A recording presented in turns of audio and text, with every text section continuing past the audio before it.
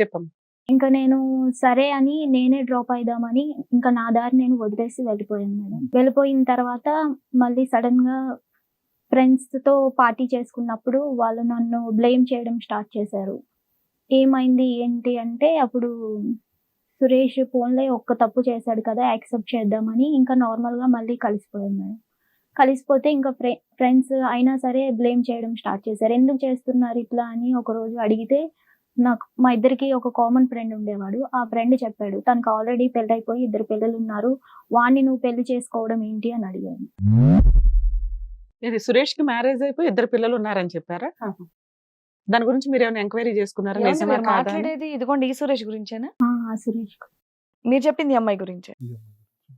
అరే 2 విరుద్ధమైన స్టోరీస్ ఎవరో వచ్చి కూర్చున్నారేమో అనిపిస్తుంది మాకిక్కడ. చెప్పమ్మా. చెప్పండి మీరు చెప్పండి. ఇద్దరు పిల్లలు ఉన్నారని చెప్పి కామన్ ఫ్రెండ్స్ చెప్పారు. అది మీరు సురేష్‌ని ఎంక్వైరీ చేశారా? చేశాను. నిజమే అని తెలిసింది మీకు? నాకైతే అంతగా ఏం క్లారిటీ రాలేదు మ్యామ్. బట్ నేను డిప్రెస్ అయ్యి ఇంకా ఇంట్లో వాళ్ళు నాకు మ్యారేజ్ ఫిక్స్ చేశారు. సో, ఇవన్నీ మర్చిపోయి హ్యాపీగా మ్యారేజ్ చేసుకుందామని మ్యారేజ్ చేసేసుకున్నాను మేడం. కాకపోతే ఏమైందంటే ఫస్ట్ నైట్ రోజు తెలిసింది ఆ అబ్బాయి పనికిరాదు, అబ్బాయి కాదు అని. ఓకే. ఇంకా తర్వాత కొన్నాళ్ళకి మా ఇద్దరి మధ్యన కూడా గొడవలు స్టార్ట్ అయ్యాయి. ఇంకా గొడవలు స్టార్ట్ అయిన తర్వాత తను కొట్టడం, తిట్టడం, తాగి రావడం, అనుమానించడం అన్నీ స్టార్ట్ అయ్యాయి. అలా చేసినప్పుడు ఒకరోజు నేను సురేష్‌కి ఫోన్ చేసి, నీ అంత లవ్ నాకు ఎవరు చూపించలేరు. నాకు నువ్వు కావాలి అని మళ్ళీ తనకి కాల్ చేశాను.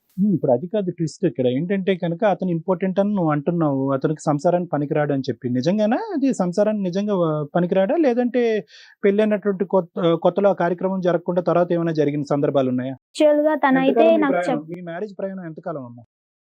దగ్గర దగ్గర 1½ ఇయర్ అవుతుంది. 1½ ఇయర్‌లో అసలు మీ ఇద్దరి మధ్యన ఫిజికల్ ఇంటిమసీ నడవలే. తను పనికిరాడని ఎక్కడ జరగలేదు. మీ ఇద్దరి ఎక్కడ మధ్య. జరగదు. తనే చెప్పాడు. రైట్. పైగా తర్వాత రోజు ఇంట్లో వాళ్ళు నార్మల్‌గా అడిగారు. ఏమైంది? పర్లేదా? బానే ఉందా? అని అడిగితే అప్పుడు తను వాళ్ళ ఫ్యామిలీతో ఆ అమ్మాయికి పిల్లలు పుట్టారు అని నా మీద నింద వేశాడు.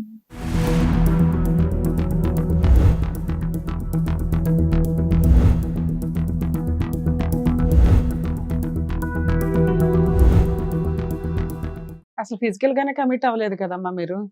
ఒకటేంటంటే 1½ ఇయర్. ఇప్పుడు నార్మల్‌గా మీ ఇద్దరికి దూరం ఉండడం అనేది ఒక 2 ఇయర్స్ అని చెప్పేసి అన్నావు. మరి ఆ 1½ ఇయర్‌లో నీకు ఆల్రెడీ ప్రెగ్నెన్సీ వచ్చి ఉండాలిగా? ఎప్పుడు కన్సీవ్ అయ్యావమ్మా? ఇప్పుడు నీ బేబీ వయసు ఎంత? 8 months. 8 months baby, 1½ year back marriage. Okay.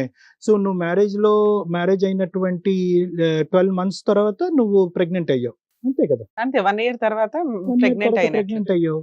మరి దానికి ఇక్కడ లెక్క టాలీ అంటే అవ్వట్లేదు. మధ్యలో మళ్ళీ ఏమన్నా ఇద్దరు మీరు కలిసి చెప్పిన ప్రేమించుకున్నారా? దాన్ని మీ బట్టి పేరు అసలు ప్రేమ అని ఒక డైలాగ్ వేసుకుంటున్నారు కదా, అలా ఏమన్నా కలిసారా మీ ఇద్దరు? మధ్యలో ఏమైనా నడిచిందా కదా?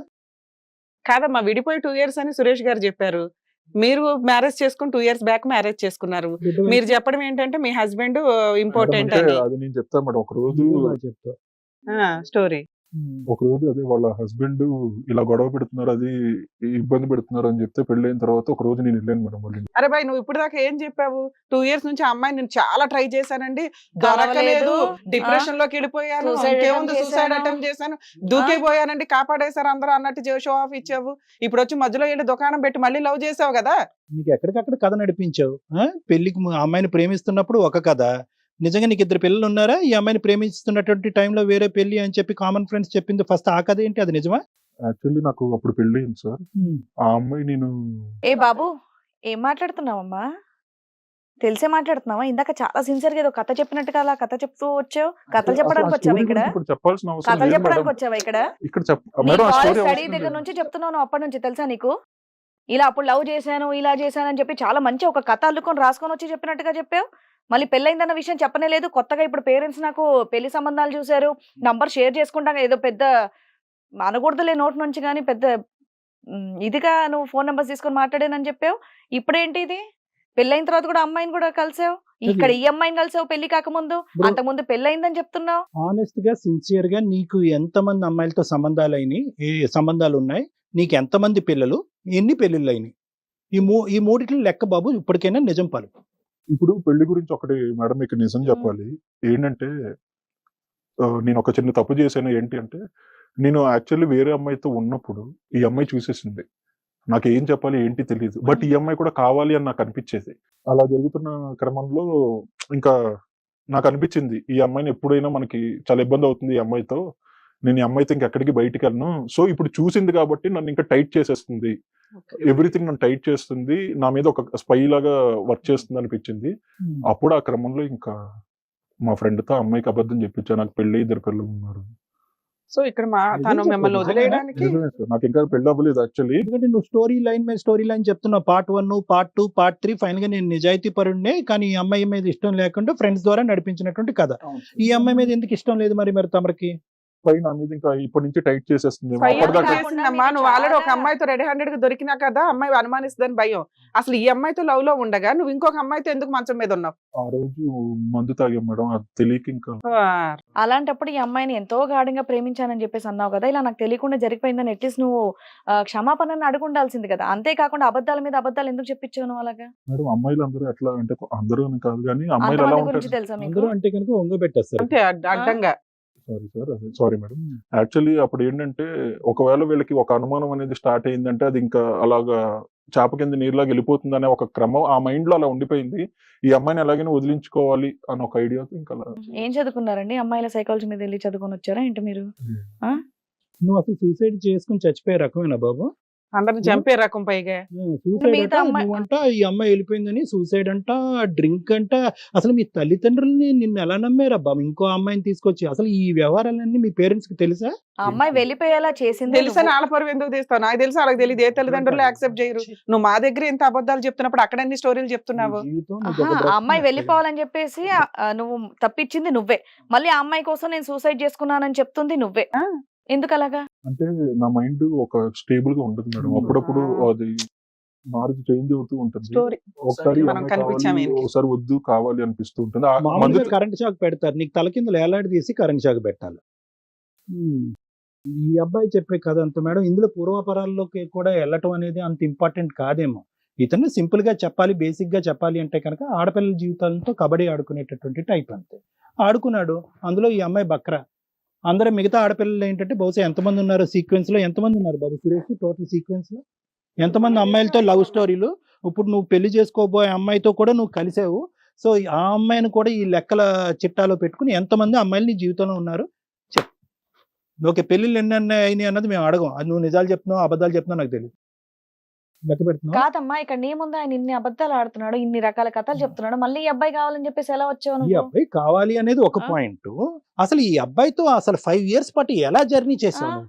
నీకు రిసార్ట్ లో స్టోరీ కనిపిస్తే గానీ కనువిప్పు కలగలేదా తల్లి? ఈ రోజు నీ వైపు జాలి పడాలా, నీ కొడుకుని చూసి ఏడవాలా మాకు అర్థం కావట్లేదు. కానీ ఇంకోటి అసలు ఈ క్యారెక్టర్ ఏంటి అనేది ఫస్ట్ అసెస్ చేయకపోవటం అనేది పెద్ద తప్పు. ఇప్పుడు 2 years తర్వాత అక్కడ గొడవలేని అని చెప్పి నువ్వే నా మనసులో ఉన్నావు, నా బిడ్డకు నువ్వే తండ్రి అని చెప్పి ఇక్కడ రావటం అనేది సెకండ్ కాన్సెప్ట్. అసలు ఇలాంటి మనిషి కావాలా? ఆడు పనికి రాకపోయినా వాడే బెటర్ ఏమో, నిజం చెప్తున్నాను నేను ఈ రోజు. ఇక్కడ ఇంకో ట్విస్ట్ సార్, ఆల్రెడీ మ్యారేజ్ 2 పిల్లలు ఉన్నారు అని తెలిసి కదా వేరే మ్యారేజ్ కి వెళ్ళింది. వెళ్ళిన తర్వాత అతనితో మళ్ళీ వచ్చినప్పుడు నువ్వెందుకు కమిట్ అయ్యావు? అంటే మీ దృష్టిలో ప్రేమ అంటే ఫిజికల్ గా కలవటమేనా? ఎందుకు తల్లి ప్రేమ అనే పేరు పరువు తీయడం? అసలు మధ్యలో వచ్చాడా? వచ్చాడా? నిజమేనా? అసలు అతనేనా మళ్ళీ నీకు ఇంకెవరన్నా ఉన్నారా? అతనే వచ్చాడు. వచ్చాడు. వస్తే ఎందుకు రానిచ్చావా మా దగ్గర? చదువుకున్న అమ్మాయివి, జాబ్ చేస్తున్నావు, బ్యాంక్ ఇక్కడ ఈ రాష్ట్రం వద్ద ఇంకో రాష్ట్రంకి వెళ్ళి పని చేస్తున్నావు, ఆ మాత్రం సెన్సెస్ ఉండవా లేడీస్ కి? ఇక్కడ క్లియర్ కట్ గా చెప్పాలంటే అంత ప్రేమ చూపించాడు మేడం. అంత ఇది ప్రేమ మధ్యలో వచ్చి చూపించాడు. కూడా మళ్ళీ ప్రేమ చూపించాడు. మునిగిపోయావు నువ్వు మొత్తం. ఆ? ఎన్ని కేజీలమ్మా?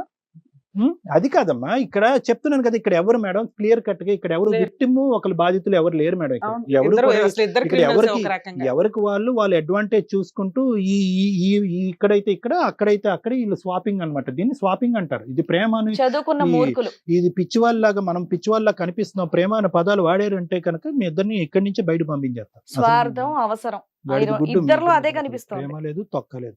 అందుకే వాళ్ళ ఇంట్లో పెద్దోళ్ళు కూడా అందరు కూడా పక్కన దోసేస్తేనే ఇక్కడికి వచ్చినట్టున్నారు నాకు తెలిసి. ఈ బిడ్డ సంగతి చెప్పమ్మా, అసలు ఈ స్టోరీ చెప్పు. ఇంకంతేగా, ఈ బిడ్డకి తండ్రి ఇతనేగా? నీ దృష్టిలో అయితేనా లేకపోతే కన్ఫర్మా? ఇతనే సార్. ఇతనే మధ్యలో వచ్చిన దొర ఇతనే. DNA టెస్ట్ కు పంపిస్తారు, ఓకేనా నువ్వు? సరిపోయింది మీ ఆటలు. ఓకేనా? నేను యాక్సెప్ట్ చేయనండి. ఎందుకని మధ్యలో వెళ్ళి దుకాణం పెట్టావుగా? నేను ఎలా యాక్సెప్ట్ చేస్తాను? ఇప్పుడు నా మీద నేను డౌట్ ఎలా పెట్టుకుంటాను? ఒక అమ్మాయి దగ్గరికి వెళ్ళి ఇలా జరిగింది అది అని. సరే నువ్వు ఆవిడేమో నువ్వు ఇప్పుడు ఆ వచ్చావంటుంది. అమ్మాయికి మ్యారేజ్ అయిన తర్వాత ఒక్క నిమిషం కూడా సురేష్, ఆవిడేమో నువ్వు వచ్చావు మధ్యలో ఫిజికల్ గా కమిట్ అయ్యామండి, విపరీతమైన ప్రేమ చూపించాడు, నేను కరిగిపోయానండి అంటుంది. నువ్వేమంటావు? నిజంగా వెళ్ళావా వెళ్ళలేదా, కమిట్ అయ్యావా లేదా? అదన్నా ఒప్పుకో కనీసం. నిజాయితీగా ఈ స్టేజ్ మీద ఒక్క నిజం చెప్పు. కాదమ్మా, ఇప్పుడు నాకు పెళ్లి సంబంధం కుదిరింది, ఇంకొక అమ్మాయితో కూడా నేను కలిశాను, ఆ అమ్మాయిని చేసుకుంటా అన్నప్పుడు మరి పెళ్ళైన అమ్మాయి దగ్గరికి ఎందుకు ఎలా వెళ్ళావు వచ్చావు? నువ్వు? ఆ అమ్మాయిని ఓదార్చడానికి ఆ, వెళ్ళాను. నీ ఏం వాదాలు మాట్లాడుతున్నావు? పేపరా? ఇదేనా ఓదార్చడం అంటే? రూమ్ కి తలుపుకి తాళం వేసి గొల్లెం వేసి ఓదారుస్తారా ఎవరన్నా? హిట్ టీవీ యాప్ ఇందులో short news, live news, entertainment shows, movies, digital magazines తో పాటు మీ జిల్లా వార్తలను కూడా ఫ్రీగా చూడొచ్చు. అంతేకాదు కేజీ నుంచి పీజీ వరకు విద్యార్థులకు స్కాలర్షిప్ కూడా అందిస్తున్నాం. ప్రతి వారం 10 మందికి లక్కీ డ్రా ద్వారా ఒక్కొక్కరికి 10,000 రూపాయలు అందిస్తున్నాం. ఇంకెందుకు ఆలస్యం, వెంటనే హిట్ టీవీ యాప్ ని డౌన్లోడ్ చేసుకుని ఫ్రీగా ఎంటర్టైన్మెంట్ పొందండి. Hit TV app. Hit TV app. Hit TV యాప్ని ఫ్రీగా డౌన్లోడ్ చేసుకొని ఎంజాయ్ చేయండి. మీకు నచ్చిన ఎంటర్టైన్మెంట్ కోసం హిట్ టీవీ యాప్ ని ఫ్రీగా డౌన్లోడ్ చేసుకుని ఎంజాయ్ చేయండి. హిట్ టీవీ యాప్ని డౌన్లోడ్ చేసుకుని ఆస్వాదించండి, ఆశీర్వదించండి. ఇంతమంది సెలబ్రిటీలు హిట్ టీవీ యాప్ ని డౌన్లోడ్ చేసుకోండి అని చెప్తున్నారంటే ఎంత మంచి యాప్ ఆలోచించండి. అమెరికా అమెరికా అమెరికా అమెరికాలో చదవాలనుకునే వాళ్ళకి విశ్వసనీయమైన పేరు మన శౌర్య కన్సల్టెన్సీ. UK లో 1 year masters. UK లో 1 year masters. 2 years work permit up to 5 years visa. Contact Saurya Consultancy. Contact 89851 89851.